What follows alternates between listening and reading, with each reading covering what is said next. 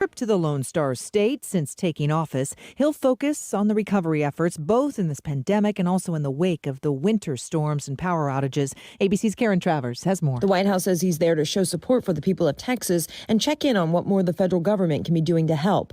While in Houston, the president will visit an emergency operations center and a food bank that's distributing food and water to those in need. The president will finish his day by delivering remarks at a FEMA COVID-19 vaccination center at Houston's NFL Stadium. On Capitol Hill, a full House vote could come today on the president's rescue package. There's still debate, though, over raising the minimum wage. Democrats are considering a plan B to push a federal minimum wage increase through Congress, including possibly taking away tax cuts from large corporations that don't pay their employees at least $15 an hour. Senate Budget Committee Chair Bernie Sanders says he would sponsor the amendment after the Senate parliamentarian ruled Thursday Democrats cannot fast-track the $1.9 trillion COVID relief package without taking the wage hike provision out. The House is expected to pass the relief package with the minimum wage increase, but it'll likely be stripped from the bill in the Senate. Faith Abube, ABC News, Washington. The FDA hearing from a panel on the effectiveness and safety of Johnson & Johnson's COVID-19 vaccine. If approved for emergency use, it would be the third vaccine available in the U.S. In Orlando, Florida, the Conservative Political Action Conference, or CPAC, is underway. Today, speakers included Senator Ted Cruz of Texas. He opened making light of his vacation trip to Cancun during the Texas power crisis, a trip he cut short amid criticism. I gotta say, Orlando is awesome. It's not as nice as Cancun. On Sunday, former President Trump will be the keynote speaker in a return to the public stage since he left office. You're listening to ABC News. Do you check your Google search results regularly? You should. People often get their first impression of you or your business online. Negative comments on the internet can impact your life and your livelihood. Take control of your online reputation. Get your free reputation report card at reputationdefender.com. It may reveal negative posts from an ex-employee, upset patient or client, news article, legal issue, or even exposed personal information right there in your Google search results. Uncover what's lurking on the internet about you with reputationdefender.com's patented scan and get your free reputation report card. Or for immediate assistance with your reputation, call 800-401-6681. Our cutting-edge technology helps make your Google search results look their best. Call 800-401-6681. That's 800-401-6681. 800-401-6681. Or take the free scan at reputationdefender.com. In New York City, a man has been charged with a hate crime for allegedly stabbing an Asian man last night. That victim now in critical condition. The Justice Department showing nationwide an uptick in bias crimes. There has been an alarming increase in reports of hate crimes targeting minority communities, particularly violent attacks against Asian Americans of late. The Justice Department has condemned such attacks and said it trained hundreds of federal prosecutors and law enforcement officers to identify and prosecute hate crimes and other civil rights violations. When a crime is motivated by animus based on race, religion, national origin, or sex, it causes what officials called a ripple effect across a community. The Justice Department said no one should live in fear of victimization because of who they are. Aaron Katursky, ABC News, New York. Queen Elizabeth getting behind the coronavirus vaccination program in the UK. On a video call with senior health leaders responsible for delivering COVID vaccines across the UK, the 94-year-old Queen described getting her shot in January. It's very quick. And I've had lots of letters from people who've been very surprised by how easy it was to get the vaccine. And the jab it didn't hurt at all. She praised the vaccine rollout, and in a morale boost, she told the health leaders to keep up the good work. Over 18 million have now received at least their first jab here. Tom Rivers, ABC News, London. The L.A. County Sheriff says the golfing great Tiger Woods doesn't remember that car crash that left him with severe leg injuries. This is ABC News. Gary is refinancing his home, so he shopped around for the lowest rate and found it at Amerisave.com, setting him up for a lifetime of savings. It's one decision he'll never regret, unlike taking that gig in the testing lab at the deodorant company. Raise your arm, please. Oh, man, I hate this job. Pretty regrettable, Gary. Unlike finding that low mortgage rate at Amerisave.com that's got you on your way to a lifetime of savings. Amerisave's rates won't be this low forever, so go to Amerisave.com now. Lower mortgage rates mean higher savings. Call 866-514-SAVE or visit Amerisave.com/licensing for cost information, terms, and conditions. Equal housing lender. Licensed in all states except New York. NMLS number 1168. Michelle Franzen, ABC News. This Snow Country Ski Report is brought to you by Indeed. Indeed helps you hire great people fast. Indeed.com/credit. We're skiing and riding in golden sunshine from now through the rest of the weekend. Great to get outdoors and ski in that softening snow. Maybe even getting a goggle tan because of that strong sun, although your face mask may be blocking that out. Winds may be a bit of a factor during the weekend, too. Bear Mountain and Snow Summit, skiing and riding on 55 trails when you combine the two. Sold out during the daytime Saturday, but twilight and evening sessions are available. Mountain High, skiing and riding on 25 trails. Snow starts groomed and firm and even to start the day and softens up as temperatures rise. Most trails are groomed at Mountain High, including 8 groomed black diamonds. They go till 10 at night. Snow Valley on 17 trails, and Mammoth Mountain, 154-pack powder slopes, including 90 groom runs, 30 groom black diamonds at Mammoth. I'm Chuck Devine on KMET 1490 AM. The following is a paid program. Views and claims expressed are those of the program producer and are not endorsed by this station. Opinions expressed are not necessarily those of radio station KMET, its management, employees, or affiliates.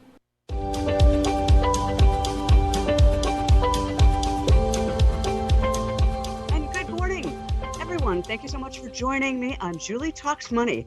I'm Julie Phelan, your host, and every week I do work to bring you some interesting topics having to do with money and your life. Because let's face it, money impacts everybody's life on a great level. You can't just say it's only a little bit. It is one of the driving forces in our lives. And one of the things that we do is try to make money so that we can increase the ease of our lives and also meet some of the goals and visions and dreams that we have. Isn't that true? I mean, when else are we going to work? Why else are we earning a paycheck? It's not just to have some kind of drudge life and to pay bills and sit at home. Even though we've been sitting at home a lot during the pandemic for the past year, people have been so creative and have started so many businesses and have found different ways to make money, even if it's just working from home for their regular employer. And we're going to see this trend continue on, I'm sure, for quite some time. Been talking about that with trends and what's happening in various markets. That's something I also talk about, and I would invite you to join me every week. I bring in lots of different interesting guests and experts in different areas, whether it be real estate, marketing, finance, small business associations, insurance, apartment building investing, real estate investing, stocks and bonds, trying to cover the entire gamut, which is enormous when you're talking about the money field. But I also do want to bring some history to it and some interesting information because there's a whole lot of things that, as I like to say, you don't know what you don't know. And that certainly applies to money, but it definitely applies also to different things having to do with history and the history of money, the history of how it came about, how it evolves, what is money, what do we use it for? And that's one of the things I'm going to be talking about today. This has been the week for America Saves. Now, America Saves, I have been a partner with them since before 2020, and they have an annual event or an annual week called America Saves Week. Now, we are just coming to the end of the week. I mentioned it last week, and with America Saves Week 2021, the group and the government that is americasaves.org has been encouraging people to save money and to basically build some habits if it's possible. There's different things, and I talk about that also in the program as well as in my coaching, because I am also a financial life coach. And a financial life coach helps you in your financial life to make more money, grow it, keep it, and protect it. And that's what a lot of the themes of my show are about and the experts talk about. But with America Saves, this week has been about saving automatically, saving for the unexpected, save to retire, save by reducing debt. Now, that's a big one. It's always a huge one. And how to save as a family. I really strongly encourage you to check into that. Go to americasaves.org.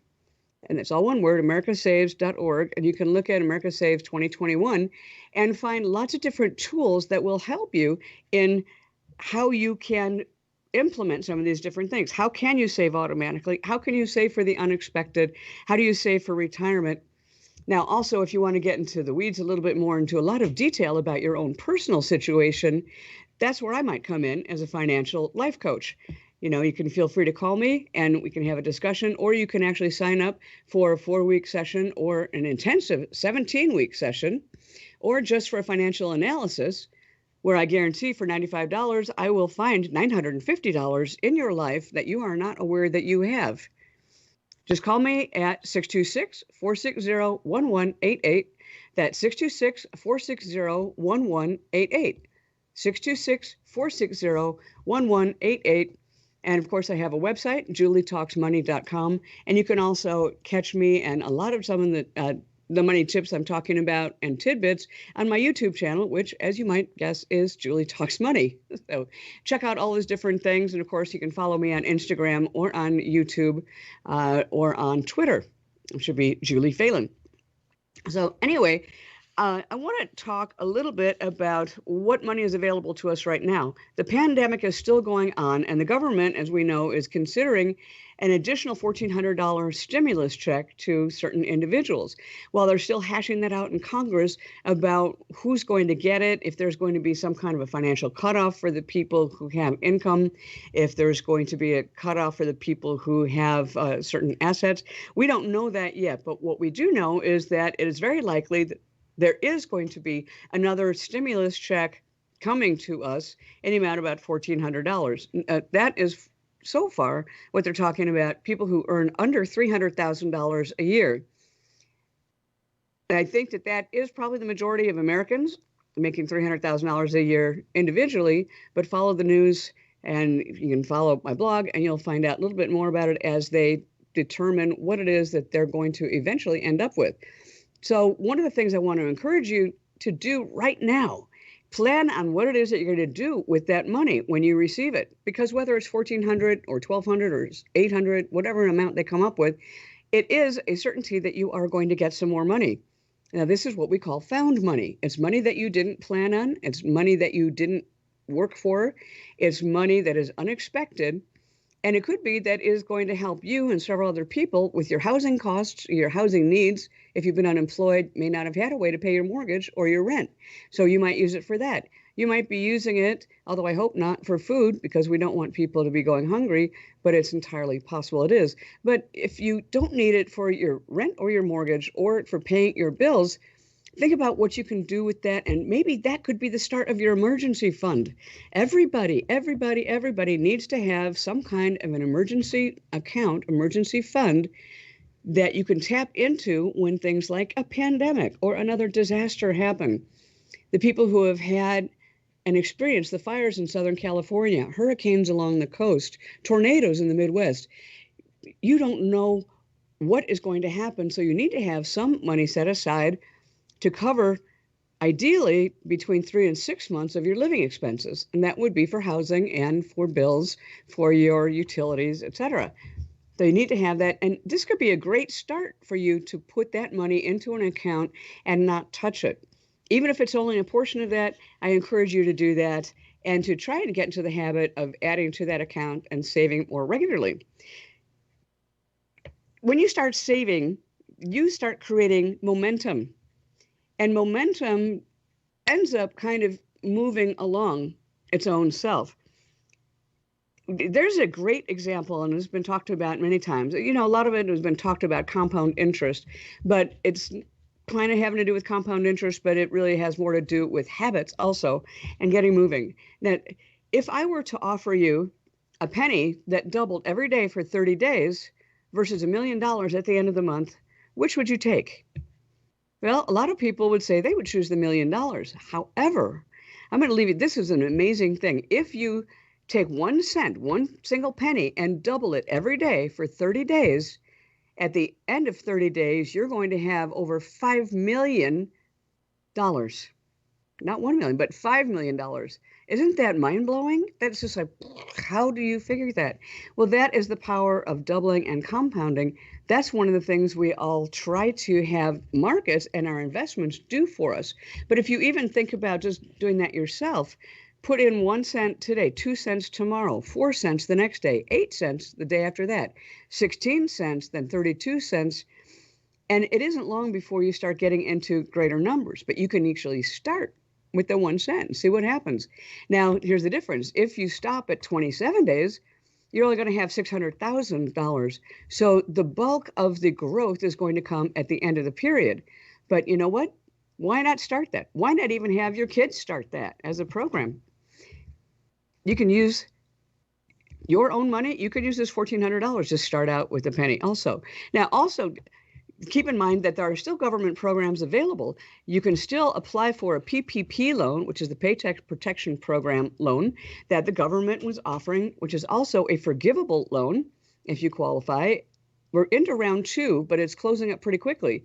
If you have a business, even if you're self-employed, like a real estate agent or an Uber driver, believe it or not, you can still qualify for this. If you're a DoorDash driver, anybody who has some kind of business that's been impacted by coronavirus and the pandemic, you can qualify for that loan.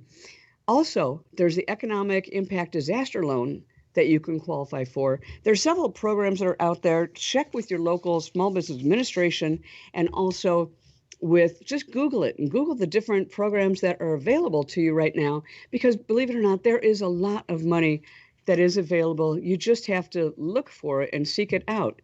And once you get the momentum in doing that, just like putting a penny away and doubling that every day, you can have some money to keep your business going. I've done it and I've used it because I definitely have coaching clients, and that is my business. So I can do that from home. But my business did get impacted by coronavirus, by the pandemic, and appointments and other things. I have overhead, assistants who help me. That has been able to help me continue to pay people, continue to do the work that I do. So I strongly encourage you to look into these different loans and these programs. Now, I'm going to talk a little bit today about businesses, and the guests that I have today are fantastic women that have developed programs and started an organization that we're going to talk about in just a little bit. But one of the things that I want to remind you of is that if you have a business, if you are thinking of starting a business, or if you are looking to get ahead at work, failure is one of your friends. I know that sounds crazy, but just think of it. Failure is one of the things that is such an impetus for us to move forward. Without failure, we don't have momentum. We don't have a desire to grow. Without failure, we don't have mistakes we can learn from. And without failure, life is just not as fun, because we are, as human beings, like to have some challenges. And I'll give you an example of that. Can you imagine how boring it would be to go to a baseball game where every single hitter hit a home run every single time they were up to bat? That'd be a really boring game, wouldn't it? By the same token, what if you had a pitcher and they threw nothing but strikes and they struck out every single batter and nobody ever got a hit? Yeah, that'd be pretty boring too, right? What about basketball? What if every single time the team had the ball, they scored a basket every single time? A player is a lot more interesting, and the game is a lot more interesting when you have some misses. Now, they're not failures, they're just misses, but you got to keep taking the shots. Same with the football team. Super Bowl, any football game would be really boring if every time a team got a ball, they got a touchdown. There'd be no excitement. There'd be no suspense. There would be no challenge there. You would just be sitting there going, ho hum, oh, another score, another win. We'll just see who has the ball last when the clock runs out. And that was essentially be the game. That would be boring. And if you had a success at every single thing that you did with life, that would also be boring too, because where would the challenge be? Where would the growth be? Where would it be that you would be able to move forward in what it is that you're doing? Well, women are, I should say, particularly prone to having setbacks. And I'm saying that not in a prejudicial sense. There's been a ton of fellers who have helped us along, and I love you guys dearly. But today we're going to be talking about women, because it is, first of all, Black History Month, at the very tail end of Black History Month. And also next month is Women's History Month. And I am a strong believer in helping women to be empowered in their financial lives, because we haven't had necessarily the same resources, the same education, the same teaching from families. And there's definitely been a bias in the business world and in the educational world towards women being in business. So today I'm going to be talking with and introducing you to two women who I think are fantastic. They are two of the co-founders of Black Women's Wall Street. We've got Jacoi James Pugh and Faustina Nkwocha. Now, Jacoi as a co-founder and the president of this organization, which is a nonprofit organization, and it's based in Mansfield, Texas, which is outside of Dallas. We're hoping that eventually they may go national because they have such a fantastic business idea. It is incredible. Their mission is to empower Black women who aspire to be business owners by equipping them with startup business training, financial literacy, and education so they can impact local and global communities. Jacoi is she's a published author of The Single Mother's Path to Wealth, although she's no longer single. She highlights single mothers who have a need to support their families. She is also a tax professional. And then Faustina Nkwocha is somebody who is recently licensed as a securities professional, and she also is a financial wellness coach. So she does a lot of similar things to what I do. She really has as her purpose and her passion to help nurture women and help them to develop, learn, and strive to reach their fullest potential, as she tries to do with hers. You know, they want to have conversations, as we do today, about entrepreneurship, faith, and finances, net worth, and basically having your own voice. So I'm welcoming Jacoi and Faustina. Good morning, ladies. Thank you so much for joining me today. Hi, Julie. Thank you so much for having us. It's a pleasure to be here. Absolutely. Hello. I'm so happy you're here. And for those who don't know, this is a return engagement, return guest shot with them. So let's get right into it. Black Women's Wall Street. Jacoi, why don't you tell us a little bit about Black Women's Wall Street and Black Wall Street and how the two are combined and how they came about? Yeah, absolutely. So Black Women's Wall Street, of course, is the organization, as you mentioned, that myself and Faustina, and we also have another co-founder, Latoya Barrow, where the three of us, we came together and formed that nonprofit 501c3 organization. And we formulated this organization really just sitting around my kitchen table and just realizing that each of us, being business women in our own right, each of us having very different, unique backgrounds, but we realized that when we were starting our businesses, we didn't necessarily have the platform afforded us to what we now have created with Black Women's Wall Street, Inc. And so we decided to formulate this organization, the three of us. And you know, it's been quite a journey. It's been exciting, to be quite honest with you. And you know, the name Black Women's Wall Street, you know, most people when they hear that, you know, they typically are taken aback. You know, it's one of those powerhouse names that it kind of really just stands on its own. And we did that on purpose. You know, we wanted to be very clear and unapologetic about who it is that we're looking to service, who we're looking to support and strengthen. And, you know, a lot of people are, and then again, a lot of people are not aware of Black Wall Street, which was a part of the Tulsa, Oklahoma area. One of the most prominent African-American, you know, highly wealthy African-American businesses in the U.S. was in that particular region of the country, Tulsa, Oklahoma. And so that was known as Black Wall Street. And the funny thing about it is that, you know, we're in the year of 2021.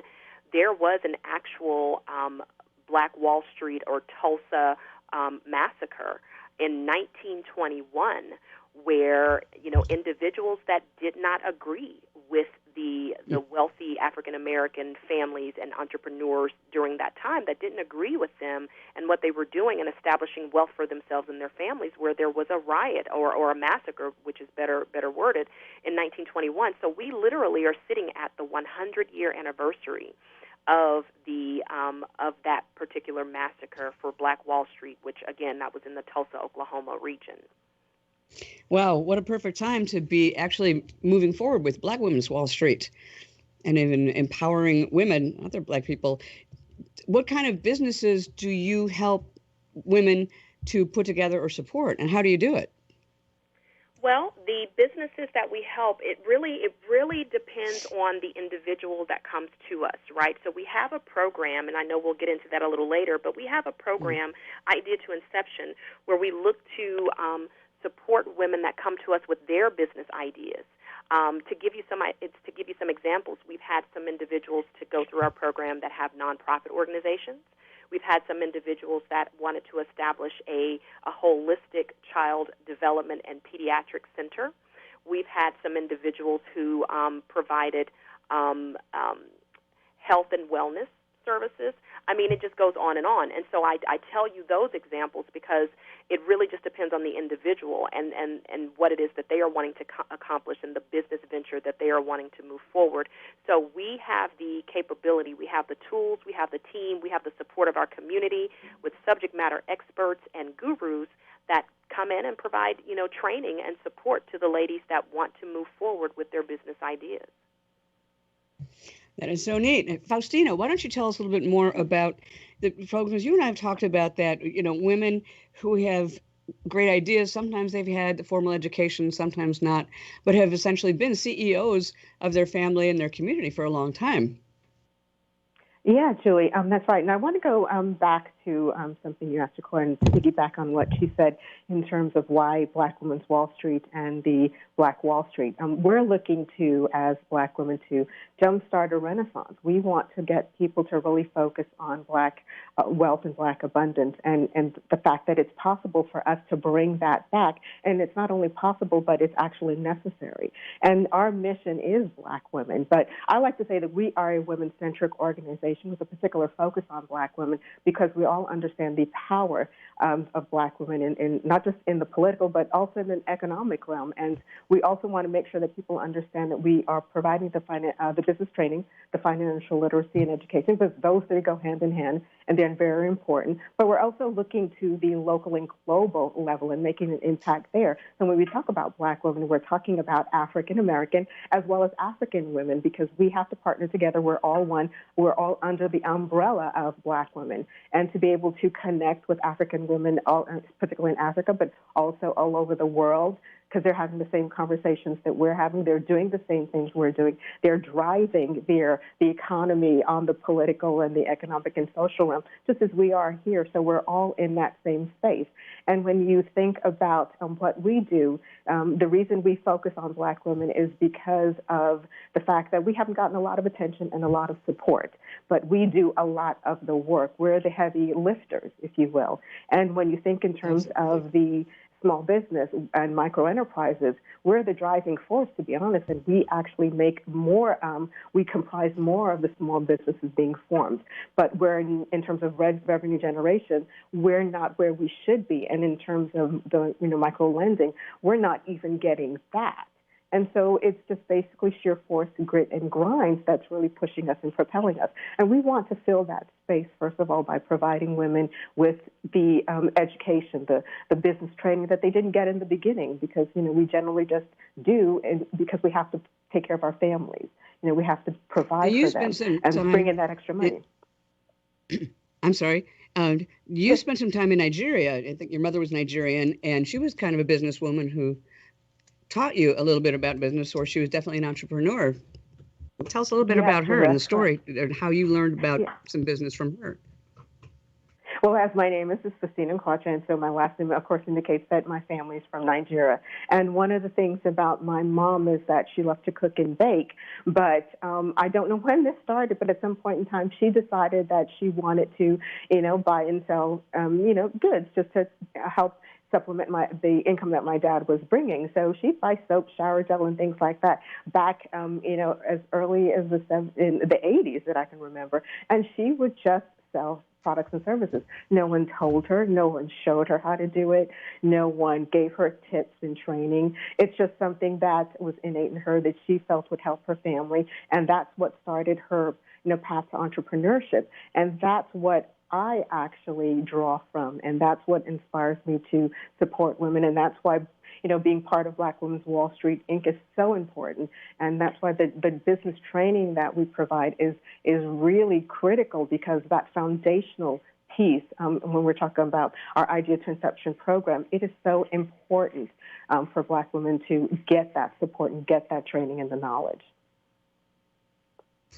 Now, do you feel that Black women in particular, or all women in general, have been not stifled exactly, but have not had necessarily the same training, or that we have a tendency to put ourselves last or put other people first and sort of leave our financial betterment, shall we say, or education in last place?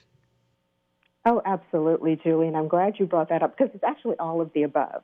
We're so focused on taking care of other people, and we're so focused on taking care of our families that a lot of times we, when we're on the job, we work so hard at that particular job function that we forget that we also have other skills and talents that we bring to the table. We also don't have anyone looking and talking in terms of our potential.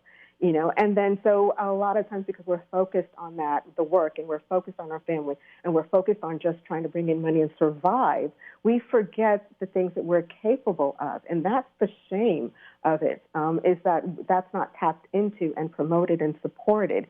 And so you kind of get to a point where you really know what you can and can't do.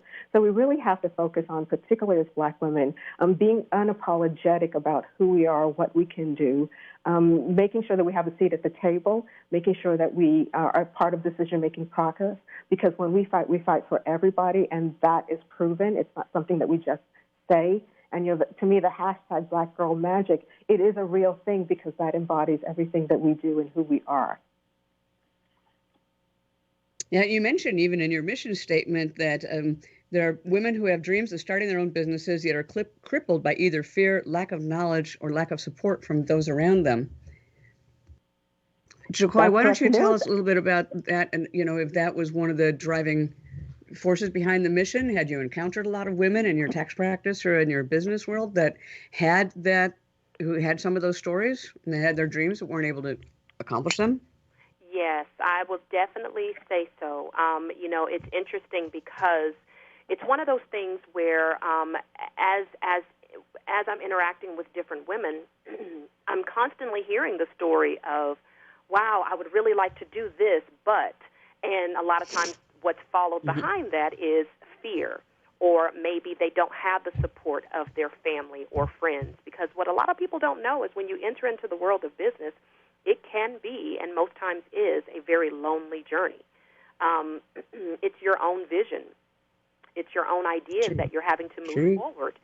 And so, yeah, I definitely would say that a lot of individuals that I've had the pleasure of speaking with and that entrusted me with their stories, that, yeah, a lot of times they are crippled by fear, and a lot of times it's because they don't have the support of family and friends, and that's a lot of what feeds into Black Women's Wall Street, Inc., because we know that we want to make ourselves available to literally wrap our arms around these ladies and to become a tribe, that we have a tribe of women that will support each other, that will empower one another, uplift one another, and help them to move forward in their business ventures. So, yeah, I would definitely say that a lot of that is feeding into why we formulated Black Women's Wall Street.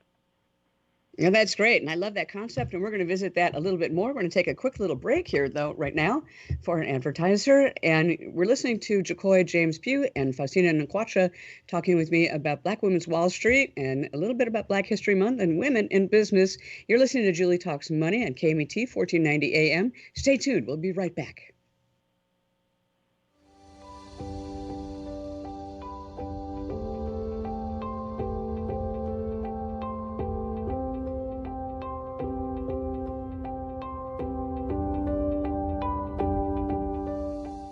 We're suddenly in the midst of some very tough times. People hurting for cash don't have many options. My man Saul, the great American, may have a very tangible answer for you if you need cash now. If you are a parent or 70 or older, Saul can get you cash for that too expensive, unwanted life insurance policy, and he can do it fast. Not only will he be able to cash out now, but you or your parent won't have to fork over those crippling high premium payments anymore.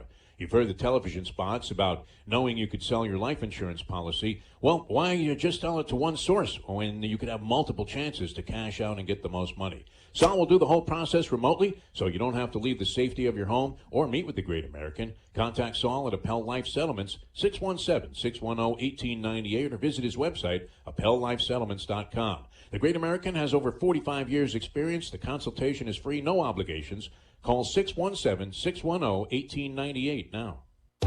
We all know that money doesn't grow on trees, but you can grow your wealth every Friday at 10 a.m. with Julie Phelan's Julie Talks Money. Julie and her guests have a world of knowledge to help you gain more wealth. Your financial future can be bigger than your past. If you need to build fast cash, long-term wealth, Protect what you have or create a legacy for your family. Tune in every Friday at 10 a.m. for Julie Talks Money on KMET 1490 to learn strategies that affect your family and pocketbook. Podcasts are on SoundCloud.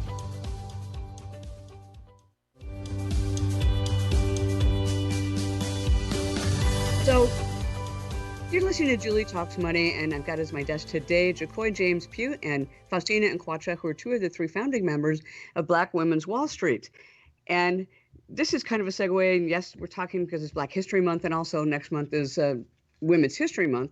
So I'm going to be having this kind of as a recurring theme. And I am always passionate about women's empowerment and love when I find and talk with other people who are about women's empowerment. So Faustina, would you talk to us a little bit more about the Ideas to Inception program and the two groups of women that generally are the ones that you guys work with? Oh, yes. Thank you so much. We're so excited about our Idea to Inception program. We call it I2I.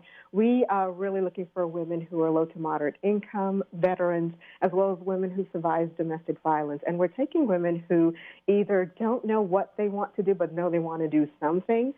They have a side hustle, as we say, or they're already an established business and either want to scale or diversify their business, either locally or globally. And so those are the two groups of women that we're starting with. And as jacoi said, it's a series of about 8 master classes, and our participants go through an application process, an interview process, and a selection process. And so when they begin with the understanding that they have to complete all 8 master classes, because we want to take them, as the program says, from their idea, the thought and process and what they want to do, to inception, and that's the launch of their business. So as jacoi said, we'd love to talk a lot about that because it's really important, and there are certain things that women who are already in business didn't know, such as market research, business plan, digital marketing. We want to make sure that they have that knowledge base as they start their business or as they decide to recalibrate and reorganize or scale their business. Now, you're doing that virtually this year, right, because of the pandemic. So it's going to be online and not limited to people only in the Dallas area or Mansfield area?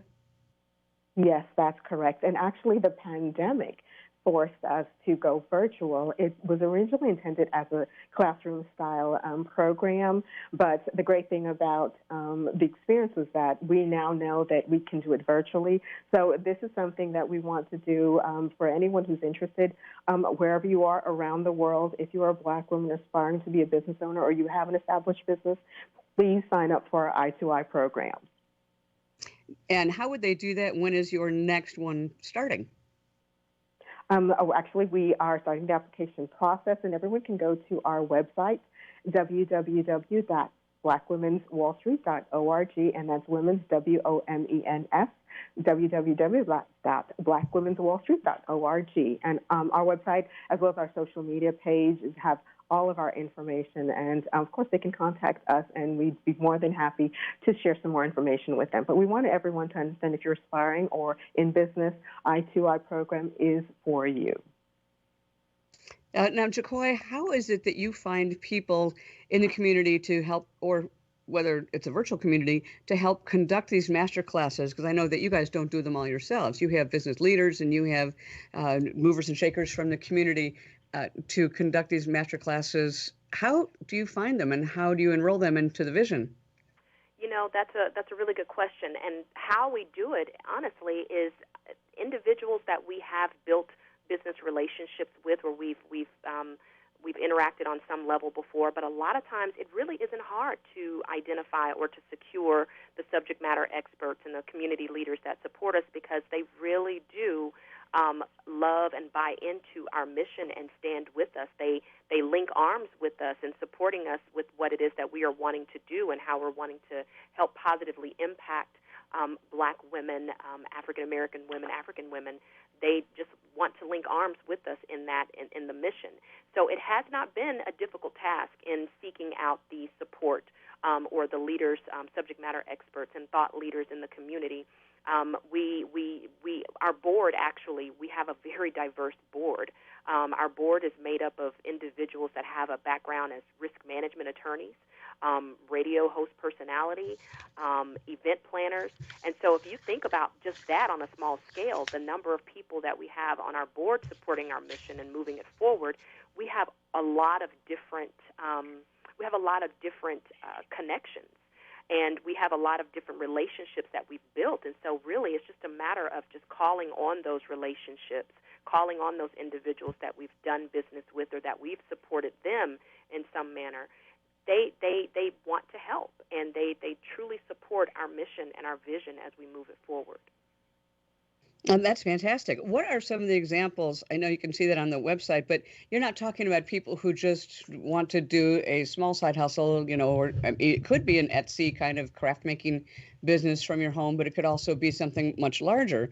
And I know that you talk a little bit about business plans and credit. What are some of the other topics that are in the program that you guys address or that women have to work through and learn about?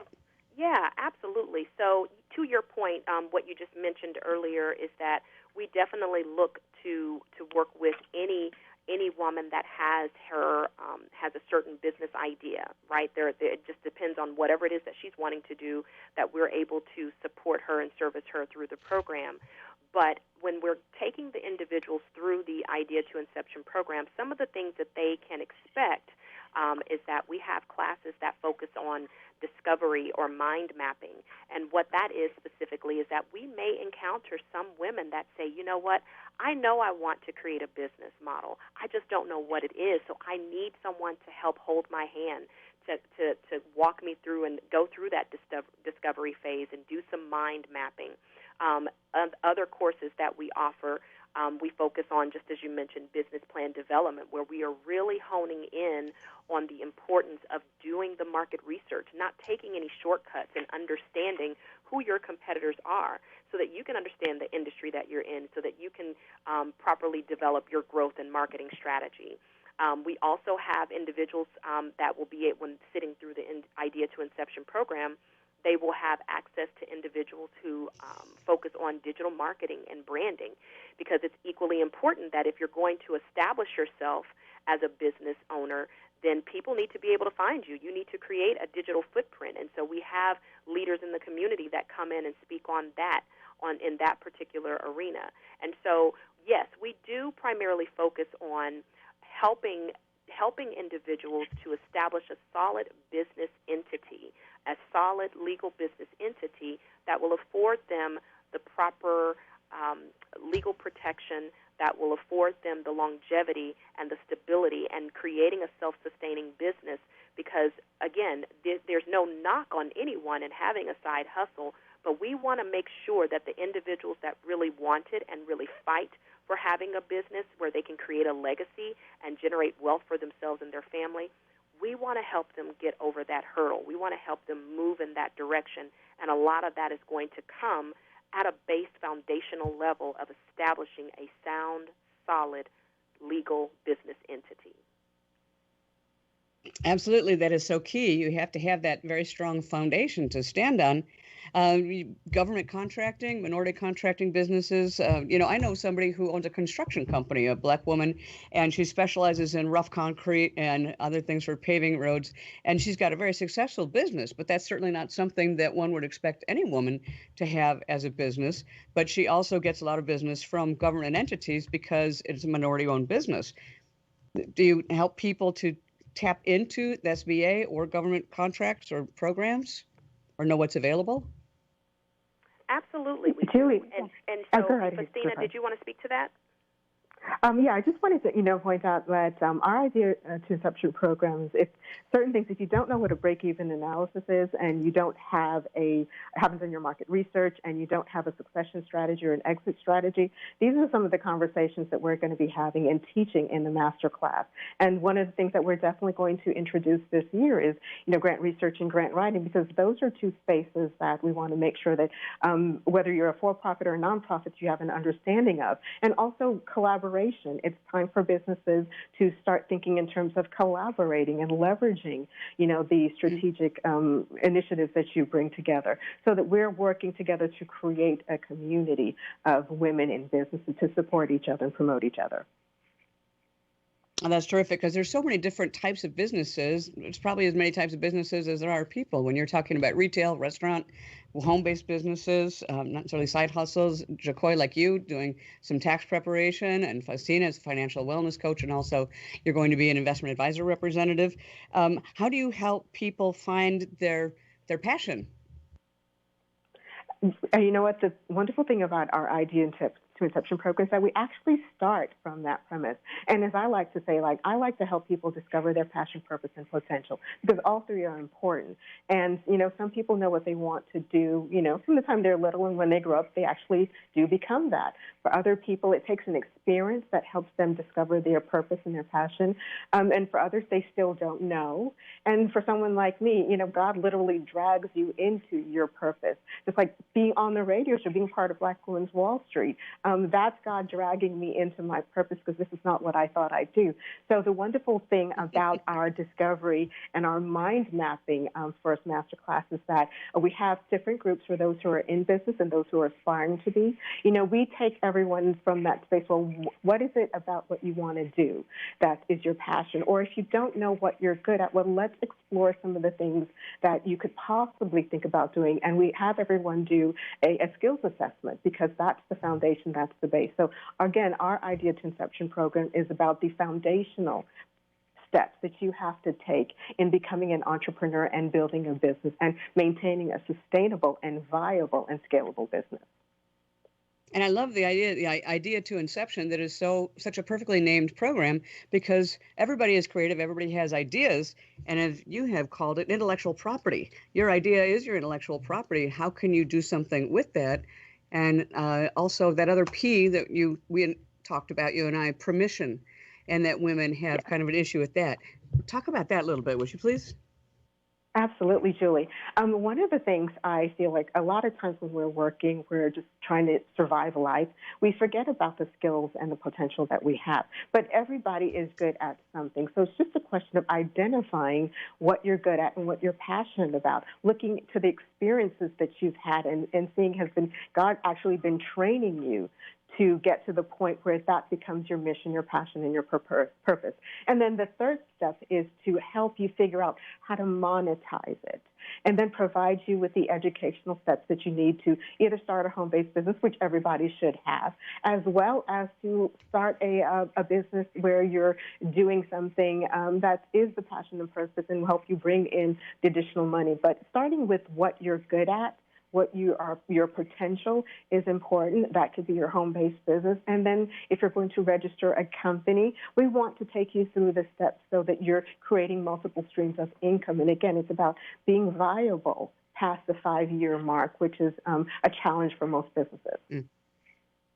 Yeah, it definitely is. And especially the people that you said you've also served who could be low to moderate income women and victims or survivors of domestic violence or abuse, and also veterans. So one of the things that I talk about in my coaching program, and I'm sure you do too, is the mindset. And I'm sure that's probably part of the mind mapping because it's so difficult sometimes to come from those situations and say, well, I do have the right to have my idea and to create something out of it. Yes, jacoi and I can both speak to this because to start a business, you have to have a certain entrepreneurial mindset. You have to believe in yourself when nobody else does, when nobody else is going to support you. Of course, as Black women, that's what we do. And you have to fight for what you want. You have to endure, and you have to understand that you may be the answer to someone's prayer. What you do, what you bring to the table, what you can leverage and monetize may be the answer and the solution to someone's prayer and solve a problem in society, locally and globally. And this is going to put you on the spot a little bit, and I want both of you to take the answer one at a time. How different do you think women approach business versus men, using community or other people, competition versus cooperation? So, jacoi, why don't you start with that? Sure. So how do women approach business differently as opposed to compared to men, right? Right. So what I would say probably is, I think because the way that we as women are wired, let's just start with that, the way that we are wired to be nurturers, caregivers. We have the emotional component. but that doesn't drive us. So men, if you're listening, don't think that we're just we're all just a bunch of emotional people. But I think what happens is that with us as women, I think when the way that we approach business, we approach it from a standpoint: is it something that I'm going to be able to do that is not going to disrupt my home? That's not going to disrupt the things that I need to take care of, such as my children or my spouse or partner. And I think what happens is, and like Faustina talks about all the time, I think that we don't give ourselves permission enough to move forward. And so I think the way that we differ than men is that we do slow down a bit to really think and consider, how is something like this going to be disruptive to my home life? And if there's any inkling, if there's any inkling that may be the case, then sometimes we don't forge ahead. We won't do it. We completely dismiss it. Mm-hmm. And so the thing is that when it comes to men, I don't know that is something that is really the forethought. That's where I think there would likely be the difference in how women and men approach it. So we're having a little technical difficulties here. Okay, there we go. We got that. So the women that are in the Idea to Inception program or the other stuff, do you find that it's a strong community and people do business with each other or learn from each other? Jacoi, are you still there, or Faustina? Or did we lose you both? Well, I guess we've had the technical difficulties. Is anybody there? Faustina, can you hear? Or Jacoi? Yes, hi, Julie. Yes, we're here. Listen, you know what? This is, as we like to say, this is just the devil trying to keep us from getting the message out. And, but we're Black women, so we fight. That's what we do. We fight through it all. And, we were talking about the difference between men and women in terms of approach. Is women, I believe, are instinctively and natural, intuitively entrepreneurial. For a woman who has a family and doesn't have a lot of money, you know how to take $1 and stretch it into $10 to feed your family. My mom was, taught me that. She's great at that. Mm-hmm. But we also things a little bit differently in terms of the planning. I like to say that, everybody has great vision, but there's also foresight and the devil's in the details. And for any man who understands and sees the value that Black women particularly bring to the table, they'll tell you that that's why they have a lot of women in their organizations, because they understand the value that women bring and how hard we fight. And, I talked about this, Julie, when we think about, networking events and things like that, you're predominantly going to find a lot of women there. And you may find that we might be the one woman out of, just one man out of all of the women that are there. That's generally the way it is. But we believe in the vision. We believe in problem sensitivity, which is anticipating problems. But we also believe in problem solving. When there is an issue that has to be dealt with, we fight and focus on solving that problem. And coming together is something that we do. You heard I talked about the fact that there are a lot of men who have wealth, particularly Black men of wealth, but they don't really think about pooling their resources together and forming a conglomerate and a think tank to address the issues. They prefer to do things individually. But as Black women, we understand that we have to work together. We have to support each other, and we have to come together to make the visions possible, and we all bring different things to the table. And at a certain point in time for the mission, you have to put your ego aside and just get to work. Absolutely. That is so well said, Faustina. I appreciate that. This has been an awesome conversation, but we're running out of time now. So again, Ideas to Inception, you guys are taking applications now. Not everybody's accepted. And they can find the application or more information about that on your website, which is www.blackwomenswallstreet.org, and women's is WOMENS. It's plural and possessive. So please join us. We're on Facebook, Instagram, LinkedIn. Just reach out to us. We're definitely here for you, and we're so excited. And thank you, Julie, for the opportunity to share what we do and who we are. I'm so glad you guys could join me. And for everybody who's out there listening, Jacoi and Faustina and Latoya, the third co-founder, are going to co-host a show with me in a couple of weeks. And I'm glad to announce that they may actually be launching chapters of Black Women's Wall Street in different cities. That's one of their long-term goals, and maybe also doing something with media like radio. So stay tuned for more information on that. I thank you both, Jacoi and Faustina, so much for joining me today and giving us the insights and the information about Black Women's Wall Street, especially because of Women's History Month. We're coming into that. One of the things that you guys may not know out there is that home economics was actually a science and economics before it became just about cooking in the grade schools or high schools, what have you. And Faustina and Jacoi, they obviously talking about home economics and some of this. Thank you again, ladies, so much. And I look forward to talking to you again. Thank you so much, Julie. All right. Thank you so much, Julie. Wonderful. So again, this is Julie Talks Money, and I talk money and I talk community. I talk different things about how you're going to make money, grow it, keep it, and protect it. And I like to bring you different perspectives as well as different avenues for you to learn more about making money. And that can be government, like Small Business Administration. It can be Black Women's Wall Street. In March, we're going to be talking a lot more with women's business and what's happened because, it's only been 100 years since women have had the right to vote. We're coming up on that anniversary, and there is so much, like I just mentioned, about home economics and other ways. That was the initial way that companies like cereal companies or textile companies actually learned about their products or the chemistry or making fabrics and textiles. Believe it or not, it was women until it kind of was changed around for companies and corporations into men. I'm going to be following a little bit more of the history in that. But my goal is always is to help you to learn more about the things you didn't know, whether that's historical or financial, or ways that you can improve your own life and improve the cash flow in your life and the emotional flow in your life that can come from also the money flow and your flowing of ideas and the flowing of your energy. Let's face it, we are all creative as human beings, aren't we? And we have ideas and we want to do something with those ideas. Some we discard quickly. Some we go, hey, wait a second, I might want to actually pursue this. Some we have just as a way to increase our income. It can be a new project for a boss and you want to impress, or it can be striking out on your own with a business. And women's businesses and the founding women's businesses are growing far more rapidly than men-owned businesses. I don't know why that is, but it is, and it's been a trend for a long time. Maybe, as Faustina had said, women are having more of their voice.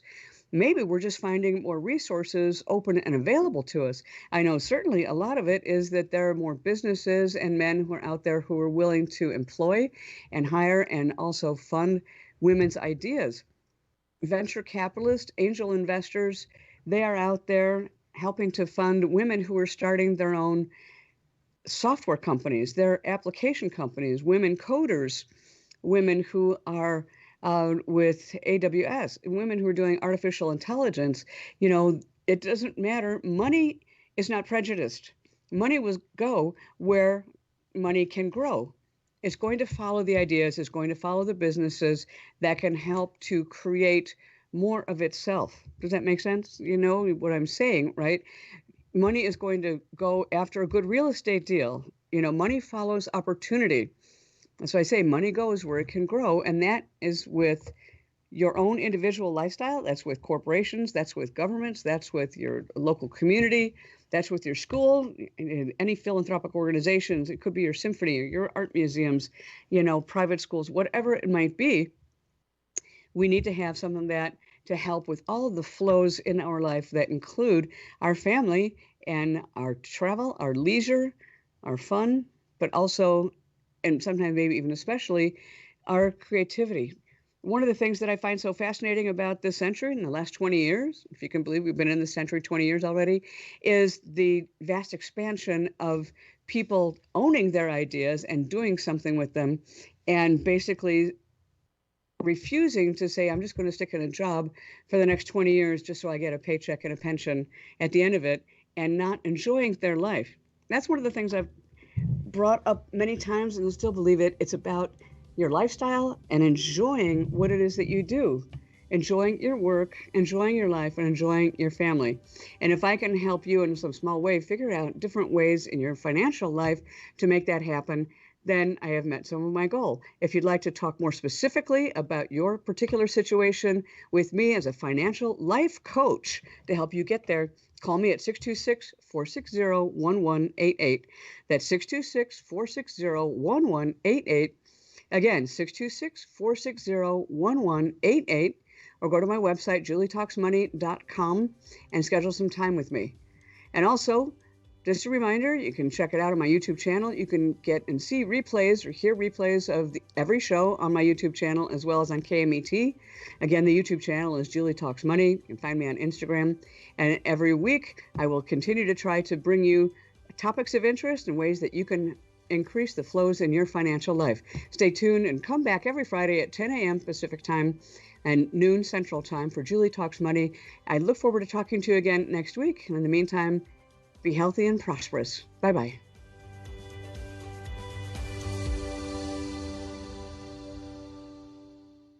The preceding